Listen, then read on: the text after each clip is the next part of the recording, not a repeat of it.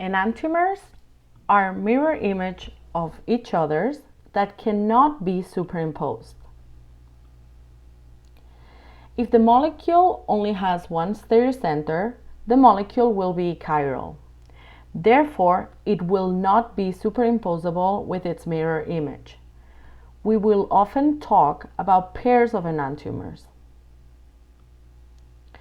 Let's look at one example, 2-butanol. Pause the video here and draw the structure of 2-butanol. Press play when you have it. Now, if you haven't done so already, pause the video again and draw it as we usually draw tetrahedrons in 3D. 2 groups should be on the plane, and for the other 2, one will be a wedge and one will be a dash.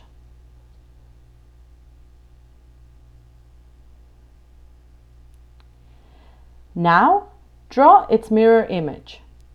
Trace a line to the right to the molecule to indicate the mirror and then reflect the molecule that you first draw, just like this.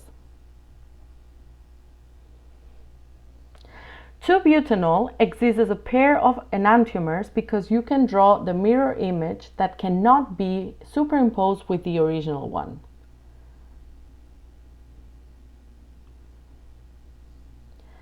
Cyclic compounds can also present stereogenic centers. To identify them, you should look for tetrahedral carbons in the ring that are connected and look for 4 different groups.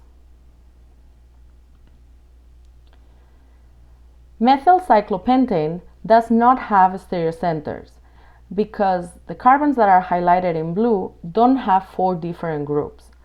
All of them have 2 hydrogens, and the carbon labeled as 1 is connected to a methyl, a hydrogen, and 2 other groups that are identical.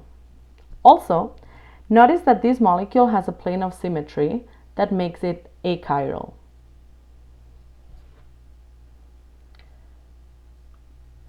For 3-methylcyclohexene, carbon 3 is a stereocenter because the group highlighted in blue, an sp2 carbon, is different than the sp3 hybridized carbon that is highlighted in red. That's why in 3-methylcyclohexene, the stereogenic center is drawn with wedges and dashes, and we can draw the enantiomer.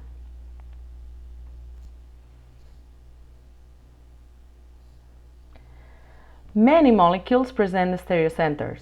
Carbohydrates, such as sucrose or table sugar, have completely different properties due to the different configurations of the stereoisomers, of the stereocenters. Drugs on the market, such as Taxol, used as an anti-cancer agent, very often present multiple stereocenters that are critical for their activity as drugs. Those very subtle differences in the 3D structure of a molecule can have tremendous consequences. One example is this drug. It was discovered in the late 50s and was administered to pregnant women worldwide to treat morning sickness. However, thousands of babies that were born during that time had limb malformations.